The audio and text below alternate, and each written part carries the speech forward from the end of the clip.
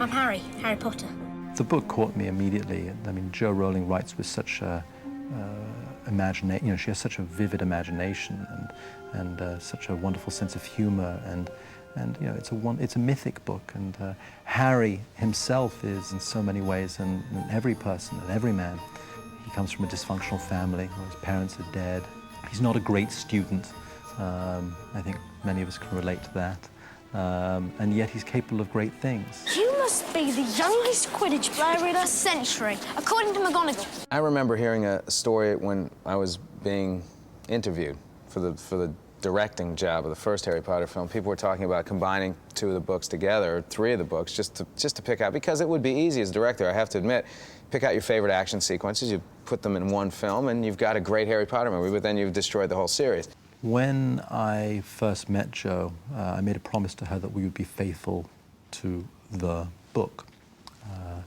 And that was of paramount importance to myself and Steve Clovis when he was hired, and Chris Columbus when he was hired. This has probably been the most challenging thing I've done, because to condense the book is extremely difficult. And then there's a certain amount of care you have to take in terms of selecting those moments you want to be in the movie so that they'll represent the entire book. There's been some criticism from certain people that we've been too faithful to the book. My feeling is if you're a fan of the book, you need to be faithful. If you love something, you should be faithful to it. I can't think of anything I've written where they said that's impossible.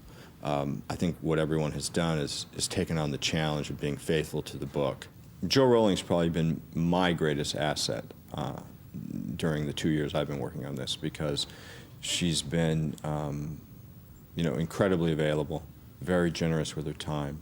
She has such a depth of knowledge, a knowledge that goes far beyond what's in the books. In a way, I look at the book as a tree, and we see the tree, but she has knowledge of all the roots. You know, she has endless notebooks filled with ideas and thoughts and notes on Hogwarts and the world and the characters. One of the mantras in the film for us when we were making it was, we want this to be unlike anything we've ever seen. We want to do things that are unlike anything, that really you have no other filmic reference for. Jo Rowling creates these worlds. You don't have any filmic reference for a ceiling that reflects the night sky. It's not real, the ceiling. It's just bewitched. We didn't have anything to look at. You don't have a filmic reference for a Quidditch game. You know, I don't envy Chris in the sense that, you know, when you have a scene like Quidditch that lives in the minds of readers, and they have it worked out in their head in this extraordinary fashion, to realize that for film is, you know, I think terrifying on some level, because you want to deliver in every way possible. But I think that's part of the fun of it. Jo Rowling conjures up these images so vividly that bringing them to life just felt like a very natural, as I said, organic process. Hogwarts was a place that should look as if it's been built by magic, constructed by magic, and we felt that that was important in terms of the construction of the set and in terms of the construction of the model, of the look of all of Hogwarts. Yet at the same time, it had to feel timeless. It had to feel as if it's existed forever. It had to be sort of a little grungy, a little dirty, but it still had to have some integrity and reality. I mean, you do walk into these sets, wherever you may be, here at Leavesden Studios, and you feel like you're at the school, which is a remarkable achievement from our production designer, because Stuart Craig designed all of this, and we were all, you know, sort of unified in a similar vision. We all wanted it to feel very real. Hogwarts is 1,000 years old. So that process and that knowledge leads you to finding and realizing that the only architecture that exists from them is the great cathedrals.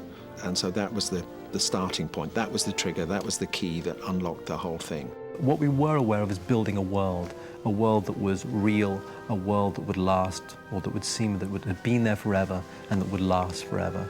The chief material used in the set construction on this film is plaster. Does anybody feel like we shouldn't be here? They make molds, impressions of real things, and then out of those molds are cast solid sheets of brickwork, sculptures, you know, oak beams, whatever you need. The floor in the Great Hall is made of actual York stone, which has a greater degree of permanence than other materials we might have used, which is a good thing, given that we have 400 kids in and out of there each day. The Great Hall was the dining hall at Christ Church College in Oxford. We took the idea and the physical dimensions of that hall at Christ Church, and I think we improved on it, at least as far as the specifics of this movie are concerned. Hogwarts is a place that's rooted in reality in terms of architecture, but certain parts of that architecture, like paintings on the wall, may move. That's the thing that's wonderful about this place, is it feels real, but if you turn a corner, you may see a ghost, you may see something that's a little magical, it's a little unreal, which is kind of interesting. What's pleasing about what we've done and what we're continuing to do is the number of children especially who said, oh, it's just like I imagined it would be. Set and action! This is no graveyard. It's a chessboard.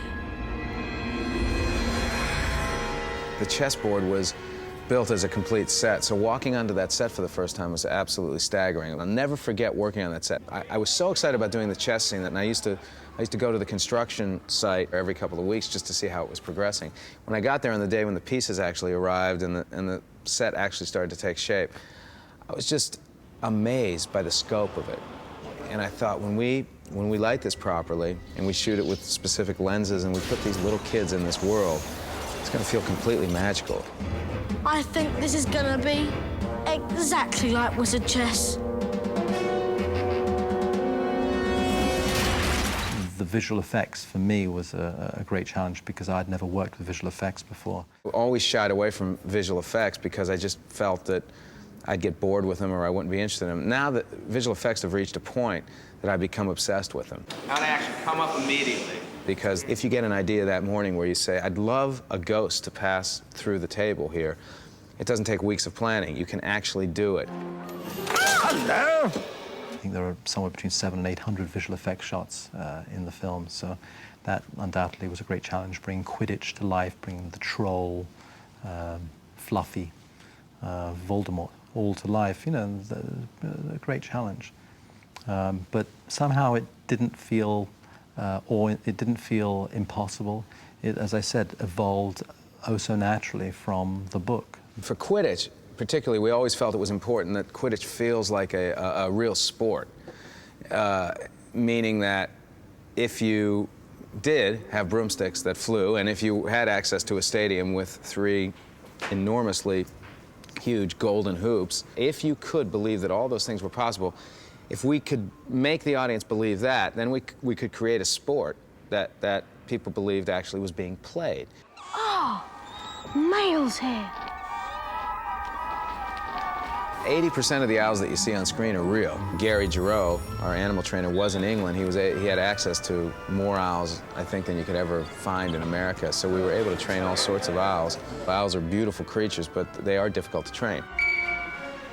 When you see Hedwig deliver the Harry's Nimbus 2000, his broomstick, we see some of the owls delivering mail. Now, obviously, we didn't fill this room with owls, but we did do several shots with real owls delivering mail here, which is incredibly difficult, but we added some CG owls to fill the room because you couldn't, in terms of training these owls, you couldn't get more than a few in at a time or else they would start running into each other. It's true then, what they're saying on the train. Harry Potter has come to Hogwarts. Harry Potter. We'd been looking for Harry for quite some time. I'd begun looking for Harry before Chris Columbus came aboard in November of 1999. And here we were in July, and we hadn't found our Harry. And Steve Clovis and I went off to the theatre. And I walked into the theatre, and there was this boy. And so I was struck by him, and all through the play, I could barely pay attention. I was looking behind me at this person who had this quality, this old soul. I realized that this boy had something very special, had the quality that we were looking for. Ow! You stood on my foot! Obviously, we tested a lot of kids, and once we saw these 3 kids on screen together in their initial screen test, we realized that there was an enormous amount of chemistry between them, and we thought, these are the kids, and they fit together. What if I make a fool of myself? You won't make a fool of yourself. It's in your blood. We had the most fantastic group of actors, children and adults alike. Once those kids got together and once they formed that bond, the chemistry only intensified. And it was the 3 of them and then all the other kids who were together on the set every day. They just immediately became their characters and hit it off. At Hogwarts, we have our very own school. We educate each and every child that works on the film, from the doubles to the stand-ins, the extras, and Dan Rupert and Emma, the three principal kids. Come on, guys.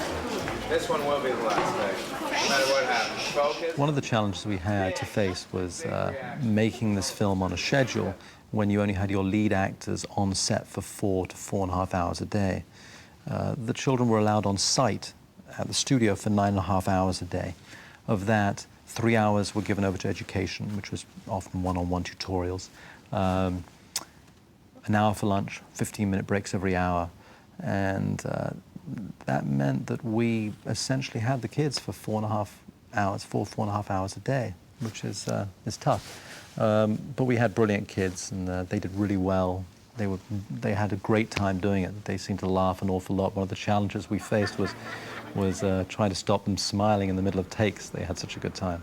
I like working with kids because they're very enthusiastic about being here. You take these 3 kids in the film, and the 3 of them together have such an enthusiasm about being on the set, about being involved in the world, that they're willing to give 150%. You can't let them down. I can't be sitting in the background on my chair just yelling action and cutting and not involving myself. I like to become an active participant in what's going on. Set.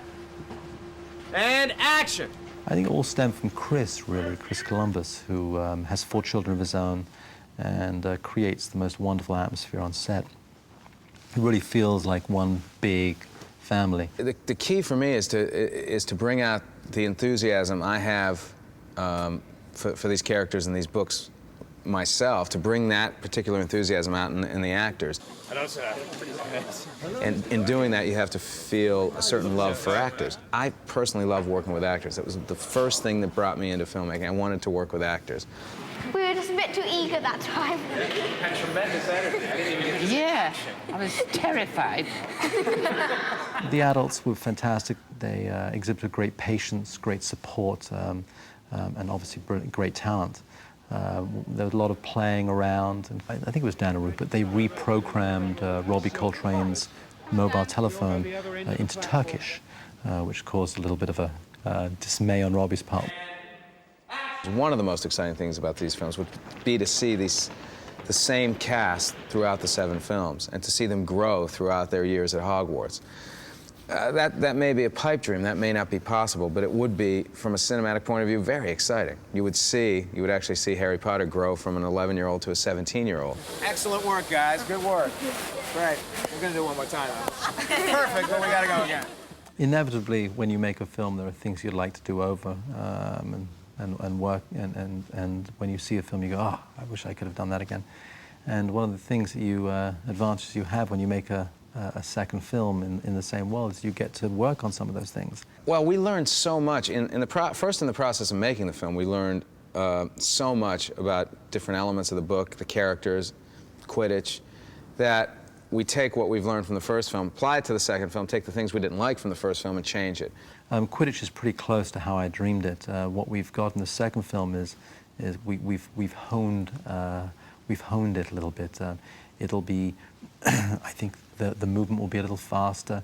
We're also incorporating a trench around the outside of the field, which will be where a big portion of the action takes place as Harry is chased by a bludger throughout the field. In Harry Potter and the Chamber of Secrets, we have many new characters, amongst them Gilderoy Lockhart, wonderfully narcissistic and self-promoting new professor of the dark arts, being played by Kenneth Branagh. And we meet Ron's father, Arthur Weasley. Lucius Malfoy, who was Malfoy's father, who was wonderfully evil. We get to meet a new student, a kid by the name of Colin Creevey, who's an obsessive fan of Harry Potter, who's constantly taking his photographs. Another character we meet is Ginny Weasley, who's Ron Weasley's younger sister. There's also little characters sprinkled in and about. We get to meet Madame Pomfrey, who runs the hospital for the first time. We meet Madame Sprout, who runs the greenhouse. The other thing that we have in the second film, which I really love, is the flying car, which Harry and Ron fly a Ford Anglia to Hogwarts, which is a cause of much havoc and mayhem and a lot of fun. We also meet the Whomping Willow, which is a willow that whomps. Some new interesting characters and the same gang of characters coming back. Harry, at a certain point in the second book and second film, is a suspect in the horrors that are going on at the school, and in so being is cast aside and is looked on with both fear and dislike by many of the students. And you're telling a story that's a little bit darker than the first one, and the characters are a year older, so they're a little more complex, and little things are happening with each character. A host of really wonderful, eccentric, mad, original characters that Joe has concocted that will be seen in the film. Thought you were leaving without saying goodbye, did you? I think I'm most proud of the fact that the fans of the book and just seem to love this film, and that's important. That's important to me. It's been a few years filled with the most amazing experiences, the most amazing moments. It's been a great journey. I'm very lucky.